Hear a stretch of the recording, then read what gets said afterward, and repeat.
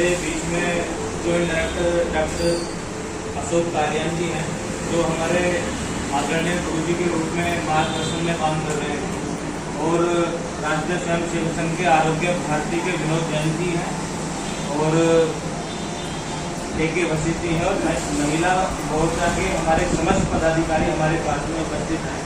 आशा आंगनबाड़ी भी है, और एम्बेड ग्रुप से जो मलेरिया का कार्यक्रम चल रहा है उसके भी कार्यकर्ता हमारे पास हैं। साथियों, वैसे तो योग जो है शारीरिक और मानसिक रूप से दोनों ही चीज़ों को ठीक करने के लिए सर्वोत्तम उपाय योग में बताया गया है।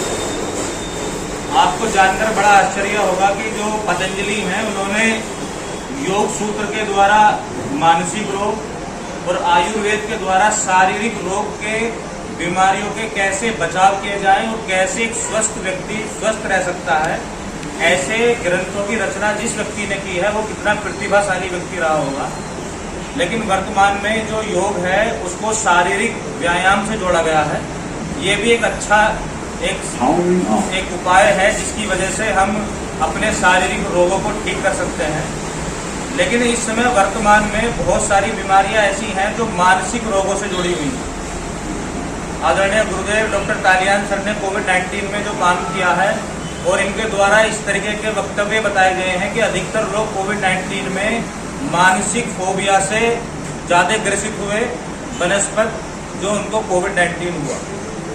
तो कहीं ना कहीं वर्तमान में अगर हम अपने ऑक्सीजन सैचुरेशन को बढ़ा लेते हैं और मानसिक रूप से अपने आप को स्ट्रॉन्ग कर लेते हैं तो हमें इस योग का फल भी मिलता है और हम निरोगी की जो हर घर योग हर घर निरोग को आगे बढ़ा सकते हैं। तो मैं सिर्फ केवल यहाँ पर जो ब्रीदिंग एक्सरसाइज है जिसको हम प्राणायाम के नाम से जानते हैं, इसको ब्रीदिंग एक्सरसाइज ना कहकर आप ये कहें कि आपके अंदर जो इम्यूनिटी पावर है, प्रतिरोधक क्षमता है, क्योंकि अगर आपके फेफड़ों में ऑक्सीजन पर्याप्त मात्रा में है तो एक एक सेल तक आपकी ऑक्सीजन पहुंच जाएगी। अगर आपके शरीर में 600 अरब सेल जो हैं, 60 ट्रिलियन सेल, अगर वो पूर्ण रूप से स्वस्थ हैं, ऑक्सीजन की मात्रा भरपूर है, तो आप बिल्कुल पूर्ण रूप से स्वस्थ होंगे। तो प्राणायाम करने का तरीका ये है कि जो हम ब्रीदिंग एक्सरसाइज करते हैं उसको हम ये सबसे पहले समझें कि स्थिर सुख आसनम, जिस भी आसन में आप बैठे हैं जिसमें आप में स्थिरता है वो ही सही आसन है। ये बिल्कुल कोई नियम नहीं है कि आप ये आसन लगाएं वो आसन लगाएं। अगर कोई व्यक्ति बहुत ही मोटा है, जिसके जोड़ों में दर्द है, तो जिसमें उसको सुविधा लगे वो लेट कर भी योग प्राणायाम कर सकता है। तो स्थिर सुख आसनम का पालन करते हुए सबसे पहले हमें देखना है कि किस तरीके से हम अपनी जो रीढ़ की हड्डी है, इस रीढ़ की हड्डी को हम भगवान श्री कृष्ण जी की जो मुरली है उससे देख सकते हैं कि उसमें 7 चक्र हैं। उन 7 चक्रों को अष्टांग योग में जो भेदा गया है, क्योंकि भगवान शिव, महात्मा बुद्ध और भगवान श्री कृष्ण जो हैं वो जब भी किसी मूर्ति में किसी पूजा स्थल पर दिखाए गए हैं तो वो आंख बंद कर उन अष्टयोग चक्र का भेदन कर रहे हैं। तो मेरा मूल उद्देश्य ये है कि जो हमारी फिजिकल एक्सरसाइज है उसको तो सब घर में करते हैं, कुछ ना कुछ इस तरीके से हम सीखें कि हम अपनी आंतरिक शुद्धि कर सकें। योग पूर्ण रूप से तार्किक है। इसमें जो भी व्यक्ति योग करता है उसको खुद ही परीक्षण, निरीक्षण और प्रयोग अपने शरीर के अंदर ही वो व्यक्ति करता है। इसमें किसी रसायन या किसी व्यक्ति की आवश्यकता बिल्कुल नहीं है। तो जिस समय आप प्राणायाम करते हैं तो पूरक, कुंभक और रेचक, जिस समय आप पूरक करते हैं तो श्वास अंदर लेनी है और कुंभक में सांस को होल्ड करना है और रेचक में श्वसन को बाहर निकालना है। जो व्यक्ति पूरक, कुंभक और रेचक को सही तरीके से कर लेगा उस व्यक्ति का मेटाबॉलिज्म, हार्मोन और ऑक्सीजन लेवल तीनों जो हमारे शरीर के सबसे महत्वपूर्ण चीज हैं वो कंट्रोल में रहेंगे। तो पूरक इस तरीके से लेना है कि हमारे जो फेफड़े हैं वो जो श्वसन हम लेते हैं वो पूरे लंग्स को हम काम ही नहीं करने देते। ये जो व्यवहार में बात कही जा रही है कि ऑक्सीजन लेवल कम है, वर्तमान में इतने वृक्ष लगे हुए हैं कि ऑक्सीजन वायुमंडल में कम नहीं है, लेकिन ऑक्सीजन को लेने का जो तरीका है वो गलत है। अगर हम पूर्ण रूप से श्वास भरते हैं तो पता लगता है कि जो हमारे फेफड़ों को जो एक्सपेंड जो एल्वियोलाई है, जो इस फेफड़े की सबसे छोटी बेसिक यूनिट है, जहां पर धमनियों से और शिराओं से रक्त आ रहा जा रहा है, वहां ऑक्सीजन पूरी जानी चाहिए। तो क्या करना है, एक सही आसन में बैठकर डीप ब्रीथिंग पूरक के रूप में लेनी है। और जितनी देर भी आप पूरक लेते हैं उतने समय तक आप किसी भी मंत्र का या अपने आप को एक किसी शून्य में ले जाकर उसका जाप करते रहें। और कुंभक का मतलब है कि उस ऑक्सीजन को, उस श्वास को आप कितनी देर तक अपने श्वसन को रोक सकते हैं, वो कुंभक है। और उसके बाद जब आप श्वसन को छोड़ते हैं तो वो रेचक है। अगर आप पूरक, कुंभक और रेचक इसको पर्याप्त मात्रा में 5 बार और हर दिन 1 बार रोज बढ़ाते हैं तो आपका मेटाबॉलिज्म, हार्मोनल डिसबैलेंस और आपके अंदर जो मानसिक तनाव है, स्ट्रेस है, वो कम होता है। सभी पूरक करेंगे और सांस को होल्ड करते हुए कुंभक लगाएंगे। उसके पश्चात जितनी देर तक भी आप कुंभक कर सकते हैं, फिर उसके पश्चात रेचक करेंगे। 5 बार पूरक, कुंभक और रेचक।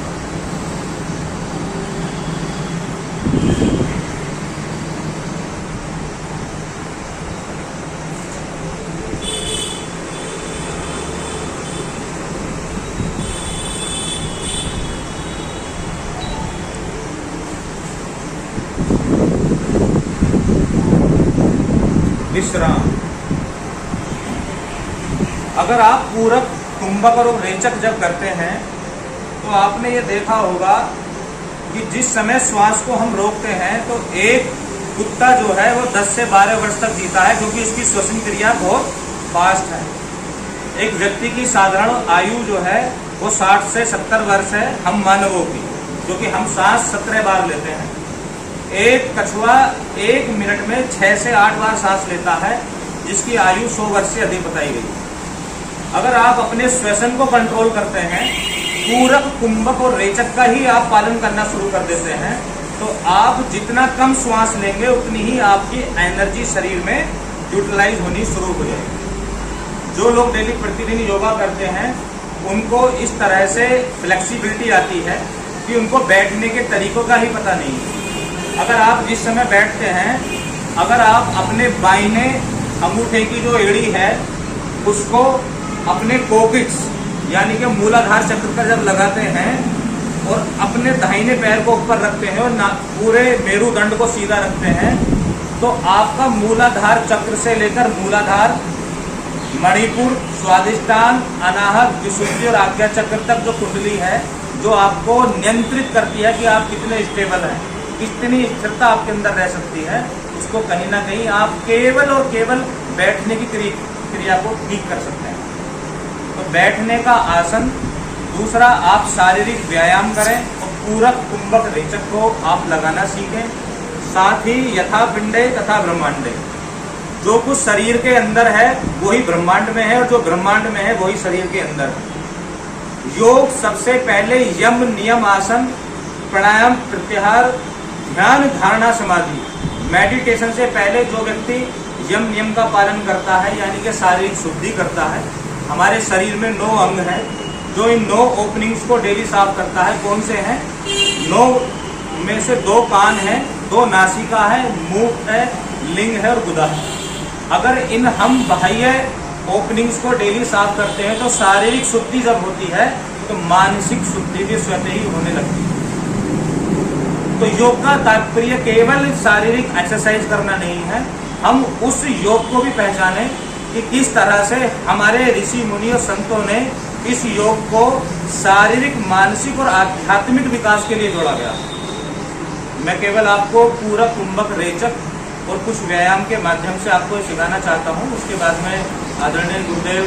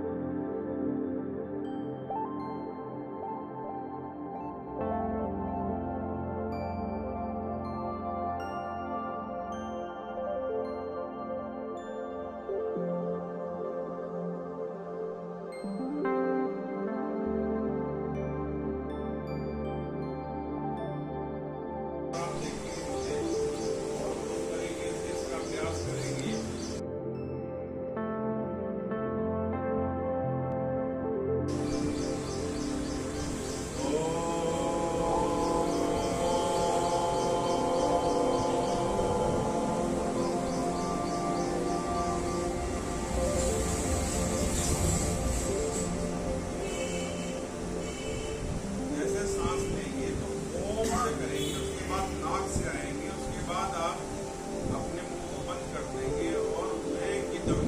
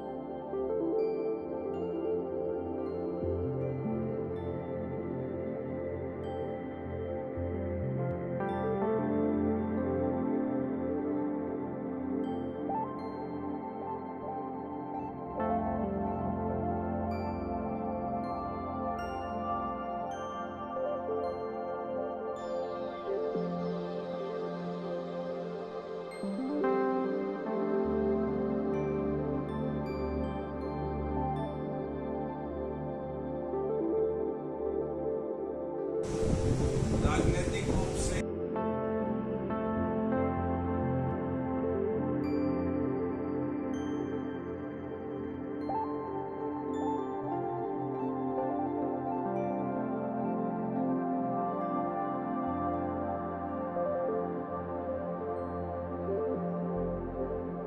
अपने परिवार में सब लोगों को स्वस्थ रखें। हम ज्यादातर लोग यहाँ पे स्वास्थ्य विभाग की तरफ से बैठे हैं, अस्वस्थ हो जाता है और उसका इलाज की स्थिति आती है, तो अगर कोई ठीक सी बीमारी व्यक्ति को लग जाए तो पूरा परिवार डिप्रेशन में, हर प्रकार से